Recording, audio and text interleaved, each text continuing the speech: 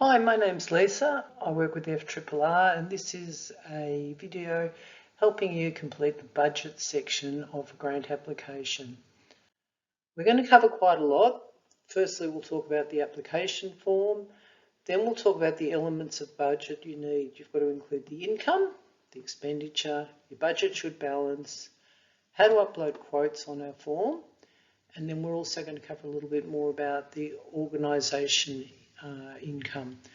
So at the end of it, there'll be room for questions, but of course this is a pre-recorded thing too. If you've got any further questions, you'll be able to call FRRR and one of the people on the phone will be able to help you. So we'll start with this one. When you're in an FRRR grant application, you'll see along the top there's multiple tabs, and if you want to click across to them, as soon as you click onto it, it highlights green, and then you're now in the budget section. Every time you click to one of these new tabs across the top, it saves everything on the previous tab. That's pretty important if you're in a really rural area and maybe your internet's not quite as good, because if it drops out, you'll lose your information. You want to preferably do a bit of your work off-site, do a draft, and then when it's time to put the application in, just copy and paste over. So in this one, we're going to be looking at the budgets, which is that tab there. So what we need to know in the budget is the project income, the project expenditure, and also what's called in-kind support. The first question is how much you can apply for. That will always be in the guidelines, and it will also always be on the website which particular grant you're applying for. There are limits. You don't always have to apply for the full amount. You obviously can't apply for more than the full amount. So you click in and put the amount you're applying for, and you don't put in dollars, cents, decimal points, comma signs, anything like that. You just put in the digits.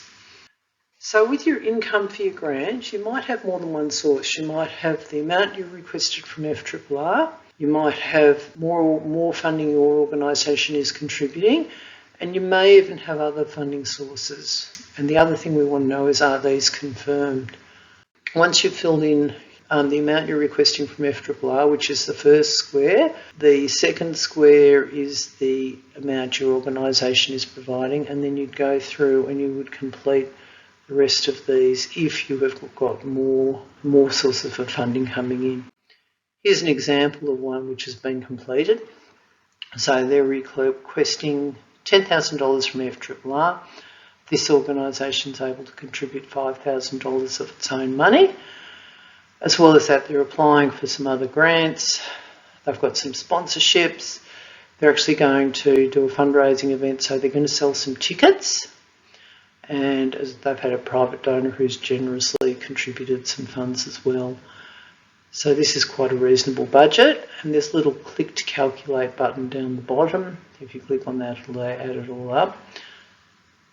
Once you click on that, it will make it jump back up to the top, but that's all right. Now with your expenditure, you've got to do the same. You list all of the expenditure items, and once again, please don't include commas, decimal points or dollar signs. So the key point to remember is that the income must equal the expenditure. We're not going to give you more money than what you need, and you don't want to be in a position where you do a final report months and months later saying the project couldn't go ahead because you didn't have enough funds. So those two figures must be equal. Here's an example of one. So it's a pretty small project. They're going to apply for an oven and a sink and a dishwasher. They're going to do up the kitchen in the community hall, which is used by many groups. So it's got multiple people who will be using this kitchen in over the years.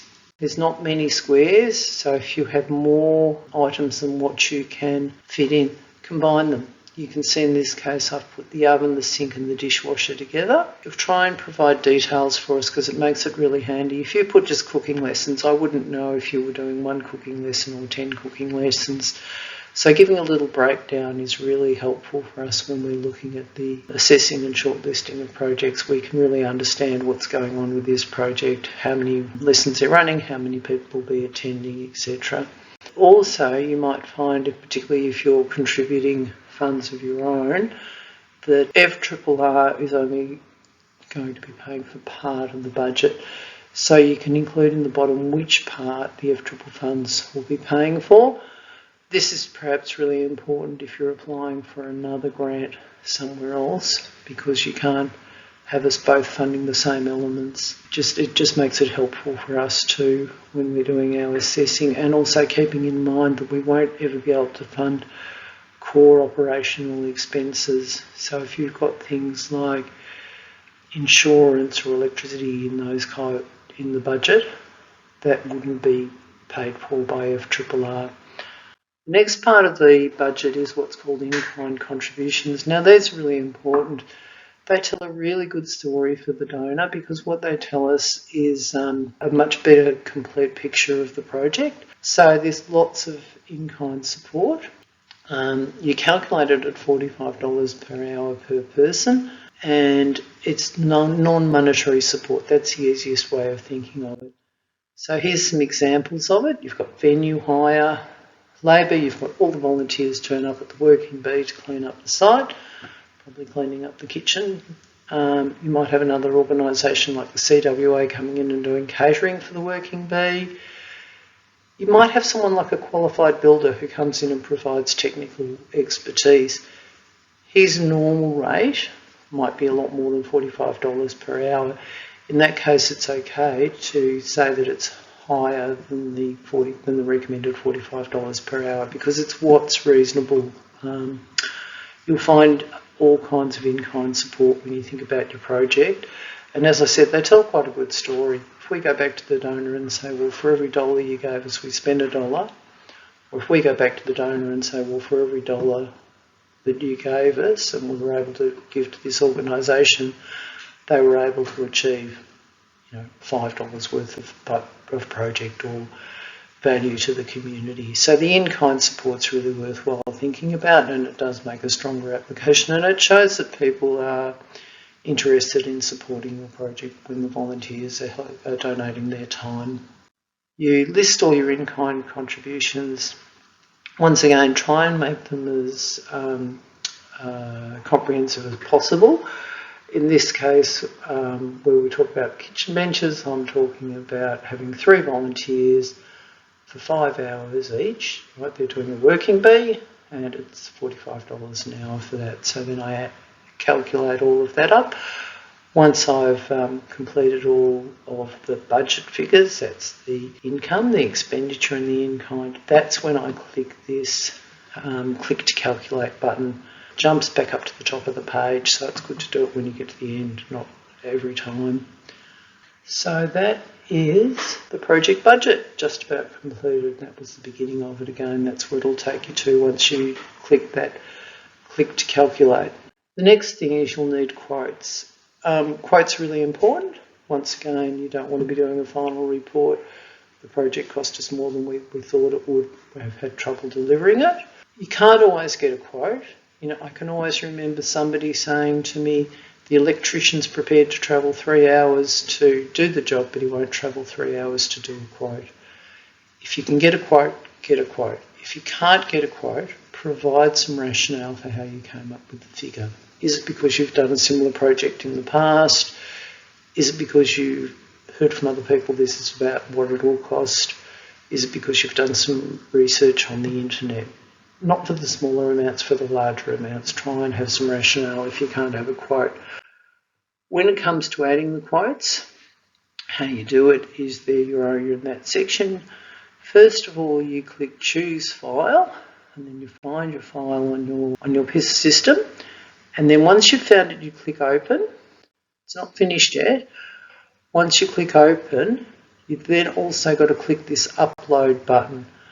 And you can tell if you've done it properly, because once you've done it, it will make that writing appear in black, and you know that then it's been successfully uploaded. Sometimes people forget to click that upload button, and they think that because they've opened it, that it's there, but it's not attached till the upload button is clicked.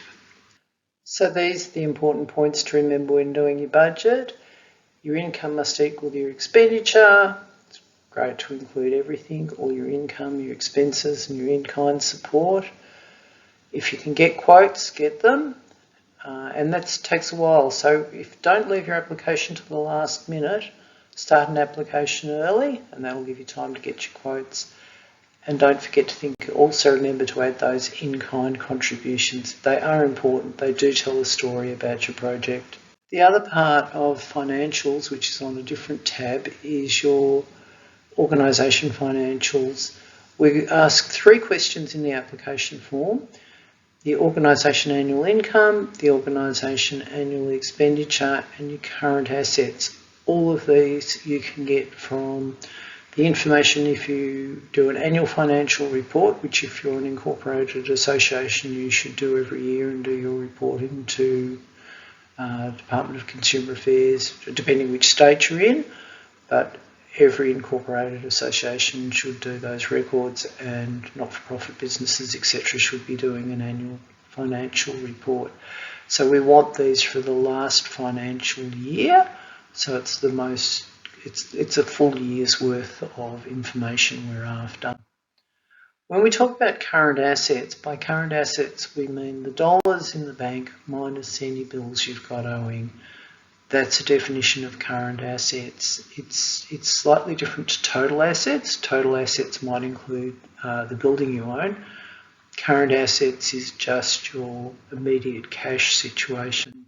Where we put that information is on the first tab called Organisation, annual income, annual expenditure, and current assets. If you've got any questions, you can always call the 1-800 number, 1-800-170-020, and we'll be able to answer your questions. We are between 9 o'clock and 5 o'clock Eastern Victorian time is when the phone is answered. You can leave a message if you call after hours, but if you want to talk to a person, just call during business hours, 5 days a week. Hope you've found this helpful, and we look forward to reading your applications.